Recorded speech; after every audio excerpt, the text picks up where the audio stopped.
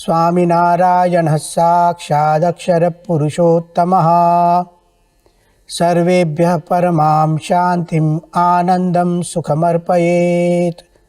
वसुदेवसुतं देवं कंसचाणूरमर्दनं देवकी परमानन्दं कृष्णं वन्दे जगद्गुरुम्। ॐ अक्षरमहं पुरुषोत्तमदासोऽस्मि। ॐ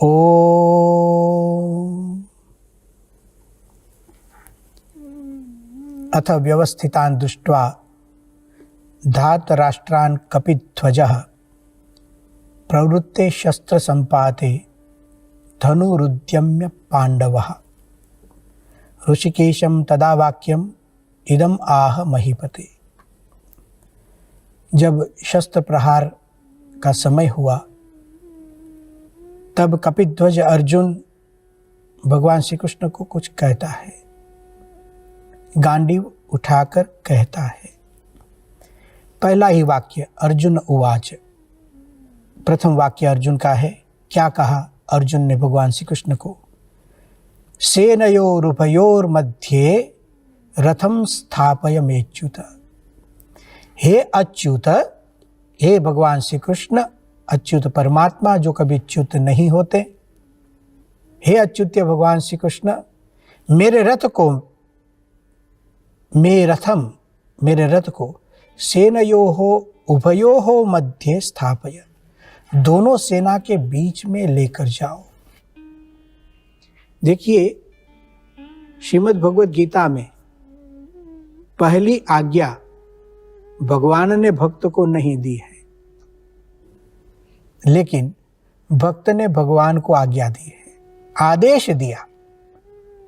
भक्त भगवान को आदेश देता है। कितना अद्भुत यह दृश्य है। अद्भुत इसलिए भगवान की भी महिमा समझ सकते हैं और भक्त की भी। भगवान स्वयं भगवान श्री कृष्ण एक सारथी के रूप में आए। सारथी का काम युद्ध की दृष्टि से, युद्ध में जो शूरवीर होते हैं उनका काम युद्ध करना होता है। रथ को चलाना, उसको तो रथ चलाने वाला बोलते हैं। भगवान श्री कृष्ण ने कैसा कार्य स्वीकार किया। देखो, मैं रथ चलाऊंगा, शस्त्र धारण नहीं करूंगा, और एक समझो रथ चालक के रूप में आए, इसलिए उनका नाम पार्थ सारथी। पार्थ के सारथी बनकर आए और अपने सारथी को अर्जुन कहते हैं, सेनयोः उभयोर मध्ये रथम स्थापयमेच्युत। भगवान श्री कृष्ण और अर्जुन के संबंध के विषय में यहाँ कुछ जानना चाहिए। अर्जुन संपूर्णतः जानता है कि यह श्री कृष्ण भगवान है। वह श्री कृष्ण जी को, वासुदेव जी को सामान्य मनुष्य नहीं समझता है, बुद्धिशाली मनुष्य भी नहीं समझता है, अनुभवी बुद्धिशाली नहीं, ऐसा नहीं, वरिष्ठ गंभीर इतना ही नहीं, भगवान समझता था। यह दिव्य तत्व है, यह परम तत्व है। ऐसे एक भाव से अर्जुन श्री कृष्ण के साथ जुड़े हैं। भगवान श्री कृष्ण का संबंध भी अर्जुन के साथ विशिष्ट है। स्वयं भगवान श्री कृष्ण अर्जुन के लिए क्या मानते हैं, वह महाभारत के उद्योग पर्व में लिखा है। भगवान श्री कृष्ण का वाक्य है अर्जुन के लिए, उन्होंने स्वयं सर्टिफिकेट दिया है। क्या कहते हैं भगवान श्री कृष्ण? बलम वीर्यम च तेजश्च शीघ्रता लघुहस्तता अविषादश्च धैर्यम च पार्थान नान्यत्र विद्यते। 7 चीजें यहां बताई है भगवान श्री कृष्ण ने, और भगवान श्री कृष्ण कहते हैं यह जो 7 चीजें हैं, 7 विशिष्ट गुण है, वह पार्थान अन्यत्र न विद्यते। अर्जुन के सिवा मैंने किसी में देखी नहीं। देखो, भगवान भी अर्जुन को किस ढंग से देखते हैं। यह जो 7 गुण भगवान श्री कृष्ण ने देखे, हम 7 हैबिट्स कहे उनको। अर्जुन की 7 हैबिट्स क्या है, कृष्ण की दृष्टि से क्या है? सबसे पहली बात है बल, मनोबल, बुद्धिबल और शारीरिक बल। जो राजोचित बल होना चाहिए, क्षत्रियोचित बल होना चाहिए। सेना में कोई सैनिक हो, उसमें जो उचित बल होना चाहिए, उस बल से विशिष्ट। केवल सैन्य में आ गए ऐसा नहीं, लेकिन सैनिक में जो गुण होना चाहिए, पहला उसका गुण है बल। जो कार्य करना हो उसके लिए शक्ति होनी चाहिए। किसी ध्येय की सिद्धि करनी हो तो उस ध्येय को प्राप्त करने की उचित शक्ति होना, यह सबसे पहला गुण है सक्सेस के लिए। कृष्ण कहते हैं अर्जुन में बल है, अपने ध्येय को प्राप्त करने की शक्ति है। बलम च वीर्यम च, वीर्य का मतलब है पराक्रम। वह विशिष्ट कार्य कर सकता है। जो विक्रमी पुरुष होते हैं, उस देखिए बल तो बहुत लोगों में होता है, कार्य को संपन्न करने की शक्ति बहुत लोगों में होती है, सब पराक्रम नहीं कर सकते हैं। पराक्रम करने के लिए एक अतिरिक्त मनोवांछना चाहिए, एक अतिरिक्त संकल्प चाहिए, अतिरिक्त उत्साह चाहिए। तो अर्जुन में एक पराक्रम की शक्ति थी जो और लोग नहीं कर सकते थे, अर्जुन वो भी कर सकता था। भगवान श्री कृष्ण कहते हैं अर्जुन पराक्रमी है। तीसरी बात लिखते हैं बलम च वीर्यम च तेजश्च। तेज अर्थात प्रतिभा, एक पर्सनालिटी। जब अर्जुन बैठते हैं तो अपने आप लगता है कि यह अर्जुन है, देखने पर ही पता चल जाता है। कुछ लोग को देखकर ही हम अभिभूत होते हैं, आकृष्ट हो जाते हैं, उस पर फिदा हो जाते हैं। केवल आकृति को यानी उसके रूप को देखकर नहीं, अंदर का जो वैभव है, जैसे उसका बल, उसका पराक्रम, उसका उत्साह अपने आप जीवन में दिखता है। जैसे हम प्रमुख स्वामी जी को जब देखते थे तो अपने आप एक अतिरिक्त विशिष्ट व्यक्तित्व दिखता था, संत के रूप में थे। बहुत से लोग कहते हैं कि समझो सब साधु पुरुषों के साथ हम तो 1000 संत हैं, और सबके बीच में प्रमुख स्वामी जी जब बैठते थे तो सबके वस्त्र एक समान और सब भी सब समान लगते थे हम, तथापि प्रमुख स्वामी जी अलग लगते थे। एक अलग प्रभाव अर्जुन में भगवान श्री कृष्ण कहते हैं इसमें तेज बहुत है। उसकी उपस्थिति में लोग अभिभूत होते हैं, उसकी कला से, उसकी बुद्धि से, सद्गुणों से। तो यह उसका तीसरा गुण था। अंदर से लोग मान लेते थे कि यह कुछ विशिष्ट है, मुझसे कुछ अलग है। यह प्रतीति अर्जुन की उपस्थिति कराती थी, ऐसा भगवान श्री कृष्ण ने कहा। उसका चौथा गुण है शीघ्रता। शीघ्रता का मतलब है शीघ्रकारिता। जो कार्य उसको करना है, कर्तव्य है, जो उसकी रिस्पॉन्सिबिलिटी है, उसको सौंपा गया है, वह तुरंत करता था। उसमें कभी देर नहीं लगाता था, विलंब नहीं करता था, अनावश्यक विलंब कभी नहीं। जो कार्य जब करना हो तुरंत कर देता था। कल करेंगे, बाद में करेंगे, शाम को करेंगे, देखेंगे, यह अर्जुन की डिक्शनरी के शब्द नहीं थे। शीघ्रकारिता, शीघ्रता, यह भगवान श्री कृष्ण ने उसमें देखा। यह शीघ्रकारी है, कोई आलस्य नहीं, प्रमाद नहीं, जल्दी काम करो, विलंब मत करो। हाँ, जो करना है उसमें ही। शीघ्रकारिता की हैबिट, किसी भी काम को शीघ्रता से कर दे, यह अर्जुन नहीं था। जो उसको करना है उसको शीघ्रता से करे, जो नहीं करना है वो तो नहीं करना है। भगवान श्री कृष्ण ने उनका 5वां गुण दिखाया है लघुहस्तता। लघुहस्तता का मतलब होता है हाथों में स्फूर्ति होना।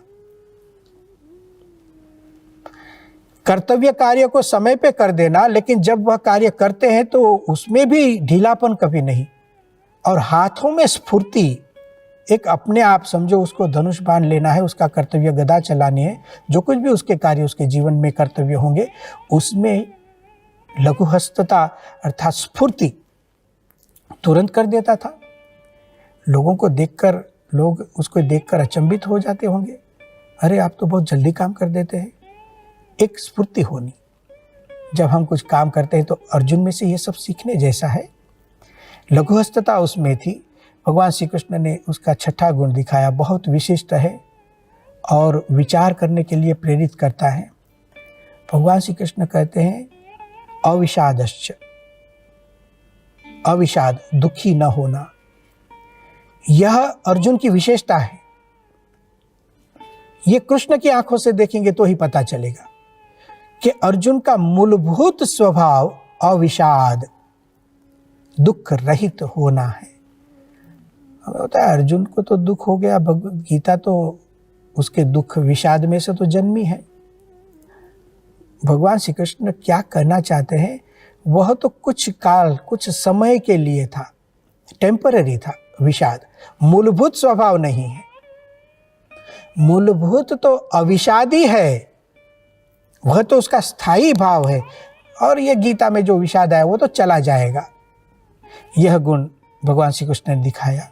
और सातवां अंतिम गुण जो कहा, धैर्यम, पैशंस।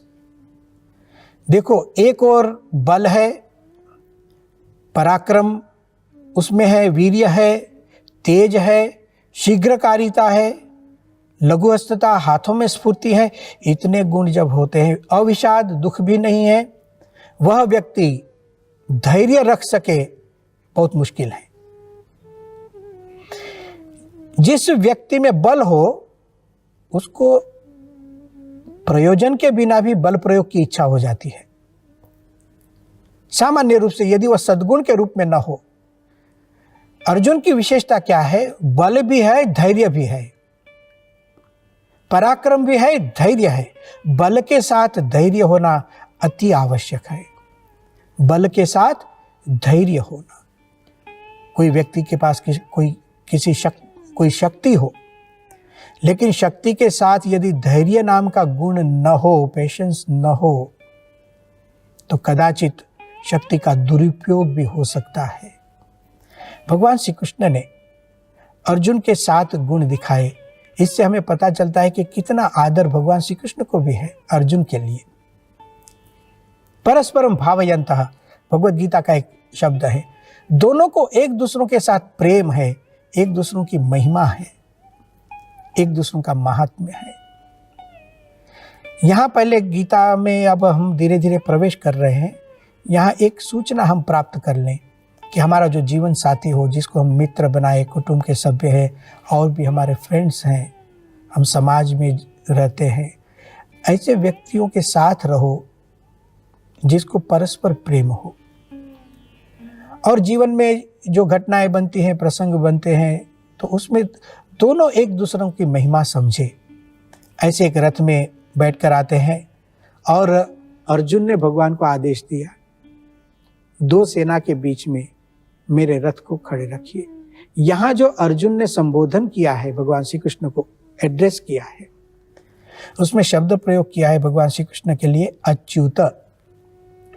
सेनयोर उभयोर मध्ये रथम स्थापय मे अच्युत। हे अच्युत परमात्मा, मेरे रथ को 2 सेना के बीच में रखिए। अच्युत शब्द से कृष्ण का संबोधन। अच्युत शब्द का मतलब होता है जो किसी भी परिस्थिति में च्युत न हो, चाहे बाह्य परिस्थिति कितनी विपरीत क्यों न हो, जिसको कोई असर न होती हो, जो स्वस्थ रह सकता है उसको अच्युत कहते हैं। चाहे इमोशंस के आक्रमण हो, प्रकृतियों के आक्रमण, स्वभाव के आक्रमण हो, उसको कुछ न हो, उसको अच्युत कहते हैं।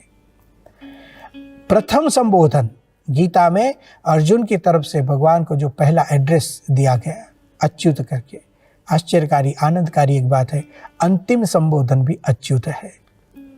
अर्जुन का जो अंतिम वाक्य है श्रीमद् भगवद गीता के 18वें अध्याय में 73वां श्लोक, जहां अर्जुन का मोह नष्ट होता है, अर्जुन वहां कहता है, नष्टो मोह स्मृतिर्लब्धा त्वत्प्रसादात् मयाच्युत। हे अच्युत परमात्मा, आपकी त्वत्प्रसादात, आपकी कृपा से मेरा मोह नष्ट हो गया। नष्टो मोह, अब स्मृति प्राप्त हो गई। स्थितोस्मि गत संदेह, अब मैं स्वस्थ हो गया, कोई संदेह नहीं। करिष्ये वचनम तव, हे अच्युत करिष्ये वचनम तव। श्रीमद् भगवद गीता, हे अच्युत, दो सेना के बीच में मेरे रथ को लेकर जाइए। एक उत्साह से शुरू होती कथा, और फिर बीच में निरुत्साह, और फिर अंत में पूर्णोत्साह में पूर्ण होती करिष्ये वचनम तव, अच्युत करिष्ये वचनम तव। दो अच्युत के बीच में एक अर्जुन थोड़ी देर के लिए च्युत होकर पुनः एक अच्युत स्थिति को प्राप्त करता है। ऐसा एक अद्भुत संबोधन हमें यहाँ प्रथम अध्याय में दिखाई देता है। क्या कहा अर्जुन ने, कैसे रथ को खड़े रखना है? श्रीमद् भगवद गीता का वर्णन देखिए। अर्जुन भगवान श्री कृष्ण को कहता है, यावदेतान निरीक्षेहम युद्ध कामान अवस्थितान कैर्मया सह योद्धव्यम अस्मिन् रण समुद्यमे। इसका भावार्थ है, जब तक कि मैं युद्ध क्षेत्र में डटे हुए युद्ध के अभिलाषी इन विपक्षी योद्धाओं को भली प्रकार देख न लूं कि इस युद्ध रूप व्यापार में मुझे किन किन के साथ युद्ध करना है, तब तक मेरे रथ को वहां खड़ा रखिए। यावदेता निरीक्षे, हम एक उत्साह दिखता है। कार्य का आरंभ देखो कैसे करना सीखना हो, किसी प्रकल्प का आरंभ करना हो तो किस ढंग से होना चाहिए, अर्जुन में से सीखने मिलता है। अर्जुन कहता है, योत्स्यमानान अवेक्षेहम य एतेत्र समागताः धार्त राष्ट्रस्य दुर्बुद्धेर युद्धे प्रिय चिकीर्षवः। हे भगवान श्री कृष्ण, दुर्बुद्धि दुर्योधन का युद्ध में हित चाहने वाले जो ये राजा लोग इस सेना में आए हैं, इन युद्ध करने वालों को जरा मैं देख लूं। भगवान भी खुश हो रहे हैं, अर्जुन के रथ को घुमाएंगे। उसके पहले कुछ चीजें यहाँ पर भी ठहर कर देखते हैं। देखिए, भगवद गीता एक ऐसा रमणीय उद्यान है और इतने अद्भुत वृक्ष उसमें लगे हैं, पौधे लगे हैं, अद्भुत विविध रंगी फूल खिले हैं। हर जगह जाकर हम खड़े रहेंगे, उसकी सुवास की अनुभूति करेंगे, उसके सौंदर्य को देखेंगे। यहाँ पर अर्जुन ने सबसे पहले तो अपना गांडीव उठाया। यह गांडीव उठाने की प्रक्रिया भी एक बहुत बड़ा एक संदेश है, एक मैसेज जाता है। जब अर्जुन गांडीव उठाते हैं, बात अलग बनती है। सामान्य सैनिक भी अपने अपने धनुष को उठाते ही हैं, युद्ध में तो धनुष ही उठाना है। लेकिन धनुरुद्यम्य अर्जुन का धनुष विशिष्ट था, उसका नाम गांडीव। महाभारत काल में जो धनुष प्रसिद्ध थे, उसमें यह धनुष बहुत विशिष्ट था। हमारे शास्त्रों में विविध प्रकार के धनुष के नाम आते हैं। जैसे आपने नाम सुना होगा पिनाक नाम का धनुष, जो भगवान शंकर धारण करते थे। कोदंड नाम का धनुष, जो भगवान श्री राम स्वीकार करते थे। श्री रामचरितमानस में तुलसीदास जी ने लिखा है, देखी राम रिपु दल चली आवा, बिहसी कठिन कोदंड चढ़ावा। अर्थात शत्रुओं की सेना को निकट आते देखकर श्री रामचंद्र जी ने हंसकर कठिन धनुष कोदंड को चढ़ाया। कोदंड नाम का धनुष भगवान श्री राम उपयोग में लेते थे। शारंग नाम का धनुष भगवान श्री कृष्ण उपयोग में लेते थे। और कहीं ऐसा भी लिखा है, शांग नाम का एक धनुष था जिसको भगवान विष्णु हाथ में धारण करते थे। महाभारत में विजय नाम के धनुष की भी बात आती है, जिस धनुष को कर्ण उपयोग में लेते थे। तो यह सब धनुष की विशेषता है। लेकिन गांडीव की बात अलग है। इस गांडीव को उठाया और अर्जुन की एक पद्धति थी, जब भी वह गांडीव का प्रयोग करते थे और यदि प्रयोग करते समय उसकी प्रत्यंचा को खींचकर उसकी आवाज करते थे, तो निश्चित ही दोनों सेना में एक संदेश जाता था कि अभी कोई मर जाएगा। अर्जुन ने किसी को निशाना बनाया और जब अर्जुन प्रत्यंचा को खींचकर आवाज करता है तो अवश्य ही उसकी मृत्यु होती थी। वृषसेन को उसने गांडीव के धनुष से वध किया था। और जब कर्ण भी देखने आता है, कर्ण का पुत्र है वृषसेन, उसे पता चलता है कि अभी अर्जुन ने गांडी उठाया है, प्रत्यंचा की आवाज की है। उसे समाचार मिलता है कि उसके सामने तो मेरा ही पुत्र वृषसेन है, और जब वृषसेन अर्जुन के सामने है, उसी वक्त कर्ण के सामने भीम युद्ध करता है। महाभारत की कथा को आधार लेकर किसी ने लिखा है कि कर्ण भीम को कहता है, देखो भीम, हमारा युद्ध तो शुरू है, लेकिन यदि आप अनुज्ञा दे तो मैं मेरे पुत्र को अर्जुन के साथ युद्ध करते देखना चाहता हूं। भीम मान गया। कर्ण देखते हैं वृषसेन को युद्ध अर्जुन के साथ युद्ध करते देखते हैं। अर्जुन ने गांडी उठाया था और सब तो डर जाते हैं। अर्जुन ने कहा भी, देखो वृषसेन, आप तो बालक हो, किसी और के साथ युद्ध करो। कि नहीं, मैं तो कर्ण का पुत्र हूं, युद्ध करूंगा तो आपके साथ ही करूंगा। और ऐसे जब कहता है तो वो वर्णन है, वृषसेन ने भी जो बाण वर्षा की है, इतने बाण चलाए अर्जुन पर कि पूरा अर्जुन का रथ चारों ओर से उसके जो बाण के पंख होते हैं उससे घिर जाता है। उपमा लिखी है, जैसे किसी वृक्ष पर चारों ओर पुष्प खिल गए हो और वह वृक्ष जैसे दिखता हो, उस ढंग से अर्जुन का रथ चारों ओर से बाण से व्याप्त हो जाता है। और तब अर्जुन ने धनुष उठाया और वृषसेन का वध किया। इसको देखकर कर्ण की आंखों में से आंसू और हाथ में से धनुष दोनों गिर गए, वो मूर्छित हो जाता है। ऐसे धनुष को उठाना दोनों सेना में, पांडव सेना में आनंद का विषय, और कौरव सेना में धनुरुद्यम्य को देखकर कांप जाना। दो सेना के बीच में एक उत्साह दिखता है। कार्य का आरंभ कैसे होना चाहिए, देखिए, उत्साह के साथ।